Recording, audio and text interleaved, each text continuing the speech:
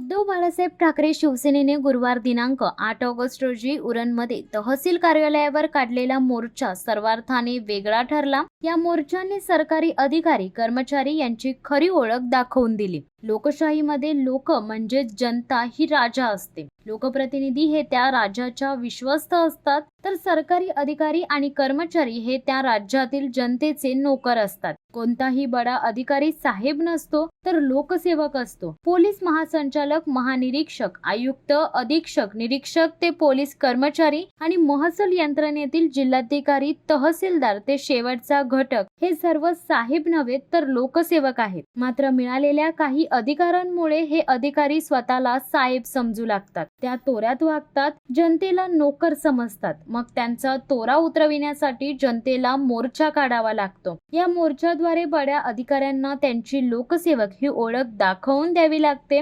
उरणमधील शिवसेनेच्या जनमोर्चाने हेच दाखवून दिले। माजी आमदार व शिवसेना जिल्हा प्रमुख मनोहर शेठ भोईर हे अत्यंत शांत, प्रशासनाला समजून घेणारे संयमी नेते म्हणून ओळखले जातात। मात्र उरण तालुक्यात प्रशासकीय सेवा पूर्णपणे डळमळीत झाल्याने मोर्चानंतर त्यांचा आक्रमकपणा उरणकरांना पुन्हा एकदा पाहता आला। तुम्हाला ही खुर्ची जनतेने दिली आहे, संतापलेली जनता या खुर्चीवर लातही मारेल असे ते म्हणाले। म्हणजे जनता ही सर्वश्रेष्ठ आहे। त्यांचा हा इशारा प्रशासनाला हादरवणारा ठरला। त्यामुळेच मोर्चानंतर झालेल्या बैठकीत शिवसेनेच्या शिष्टमंडळाला उत्तरे देताना तहसीलदारांसह अधिकाऱ्यांची ततपप्प होत होती। शिवसेनेच्या मोर्चात अपंग आणि मुस्लिम महिलाही सहभागी झाल्या होत्या। एकंदर उरणमध्ये प्रशासनाविरोधात मोठी चीड या मोर्चाद्वारे व्यक्त झाली। उरणच्या राजकीय इतिहासात पहिल्यांदाच विद्यमान आमदार आणि तहसीलदार यांच्या विरोधात घोषणाबाजी झाली।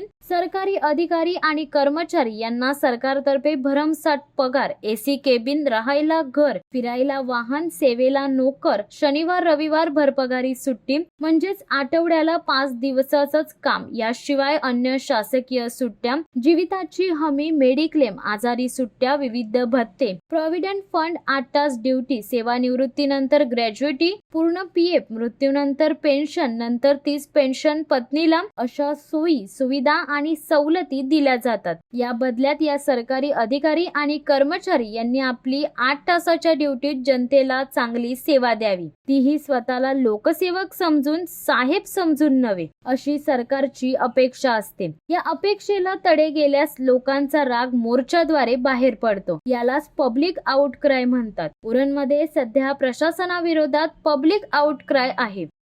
शिवसत्ता टाइम्स न्यूज ब्युरो, उरण। दे धडक बेधडक वृत्त देणाऱ्या आपल्या शिवसत्ता टाइम्स न्यूज चॅनलला लाल बटन दाबून सबस्क्राईब करा आणि बेल आयकॉनला क्लिक करायला विसरू नका।